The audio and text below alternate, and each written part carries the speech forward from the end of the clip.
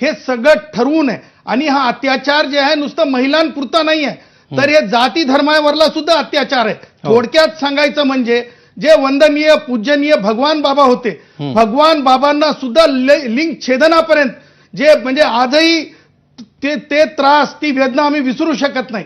आणि त्याच्यातूनच तुम्हाला सांगतो, जे स्वतःला सामाजिक न्यायासाठी उभे होते, मोर्चासाठी म्हणत होते, त्यांच्याच कुटुंबातील महिला कशी आमच्या पारधी आईला, बघा लक्षात घ्या, एकीकडे एक अभिनेत्री आहे, दुसरीकडे आमची पारधी आई आहे. ती पारधी आई पाया पडत आहे की ही माझी शेत जमीन आहे, हे माझं पीक आहे.